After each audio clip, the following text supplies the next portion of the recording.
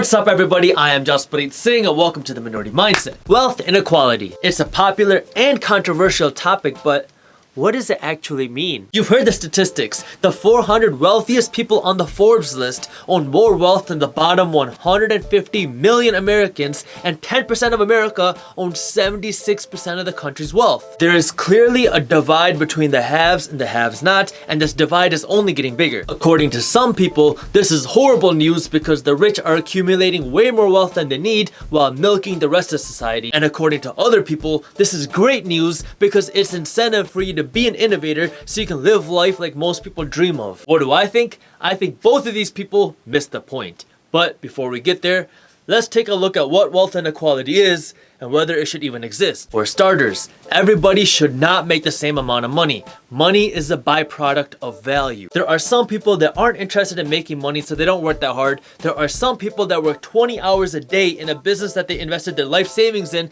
and then there are the rest of people somewhere in between. It would be unfair to have all of these people make the same amount of money. I mean, if everybody made the same amount, then why would a doctor go to school for 30 years if they could just flip burgers? So naturally, there needs to be some sort of wealth inequality because money is a byproduct of value, and some people will create more value than others. Like it or not, that's the truth. It's meant to reward the innovators and the risk takers. Now, let's look at the second point. How much wealth inequality should there be? In a true free market system, there's no limit to how much money somebody can make, but because everybody has the opportunity to create value and wealth, the system should naturally balance itself out. The problem we see is as certain people and corporations receive favorable treatment through laws and regulations, giving them kind of an upper hand, which is not what a true free market system should allow for. This isn't a Republican or a Democrat thing. This is a sellout politician thing, using taxpayer money to interfere with the free market by giving certain private corporations an advantage over other private corporations because they didn't donate to you is unfair and not free market. Since 2008, big corporations have spent a minimum of $3 billion a year on government lobbying to get regulations and laws in their favor. In other words, these corporations can use their powerful hands to influence regulations to benefit them and their owners while potentially hurting small businesses because they claim it's better for the American people. Want proof? In 2010, Dodd-Frank was famously enacted to regulate the banking industry. Well, 5 years later, big banks increased by 41% and small banks, well, they decreased by 17%. Small banks had to shut their doors because of the new regulations, and this gave the big banks more of a monopoly. Oh, do you want to guess who helped influence these regulations on the banks? I'll let you take a wild guess. So what's the result of this? It lets certain people accumulate more wealth while eliminating their competition through regulation instead of competition. This influence on private business is contributing to the growing wealth inequality, and now what do people propose to fix the problem? Redistribution of wealth. Essentially, this means tax the rich a lot more and then take that money and then distribute it to the majority of people so they have more money. This won't work and it'll cause more harm than good. Let me explain. Not only will this disincentivize people from creating value because now most of your money will go to taxes, but it does not fix the actual problem of politicians being owned by private corporations, and this will backfire in the long run.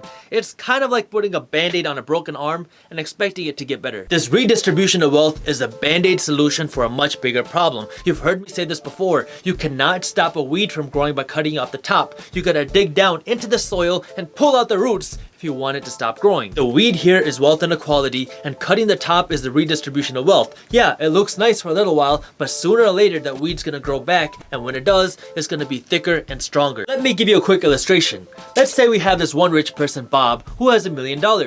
And then we have these 5 people, A, B, C, D, and E, who are essentially broke. We can tax Bob 50% and then take that $500,000 and redistribute it $100,000 each to A, B, C, D, and E. This is what a lot of people think will solve wealth inequality, and this is where the discussion begins and ends. Should we do this redistribution of wealth? But we never really look at what the consequences would be. See, when the majority of people make $1, they don't spend 80 cents. No. when the majority of people make $1, they spend $1.20. You might be thinking, how do people spend more than they have? That's not even possible. Oh yes, it is. It's the reason why you can buy a $1,000 TV when you only have $100 to your name. You go into the electronics store and the salesperson says, it's your lucky day. All you have to do is put $0 down and then pay us $65 a month every month for the rest of your life, and that 65-inch TV you can't afford is yours. The problem isn't how much money we have, it's what we do with the money we have. Business Insider reported that most Americans don't have a clue on how to save money, and that nearly 70% of Americans have less than $1,000 saved up. So now when you give A, B, C, D, and E $100,000 each, great, everybody's even now, right? But what happens next? If you've been following what I'm saying, you might be thinking, oh, well, A, B, C, D, and E are probably gonna end up spending most of their money, so we'll go back up to Bob. Maybe A and B will be smart with their money, but the majority of people will probably end up spending it and will end up back where they were before. Not a bad assumption, but you're wrong. It'll actually be a lot worse. 8 out of 10 Americans live in debt.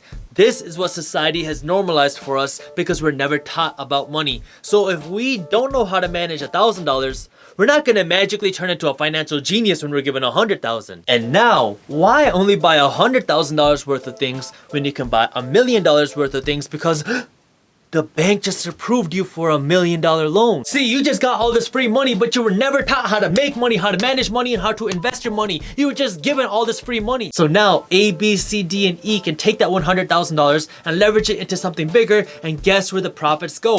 Back up to Bob, back up to the big corporations, and back up to the big banks. Oh, and they still control the people making the rules. So yeah, Bob's net worth went down to $500,000, but a few years later, he's worth $4 million, and now the majority of A, B, C, D, and E are millions of dollars in debt that they can't pay off. You might be thinking, I don't know, Jaspreet. I think people are smarter than that. I think people will make better financial decisions when they have the money. Oh really? Then why do 70% of people who win the lottery, the majority of lottery winners, end up broke or bankrupt within just a few years? Okay, fine, that's an exception. But people wouldn't buy things they can't afford if they had more money.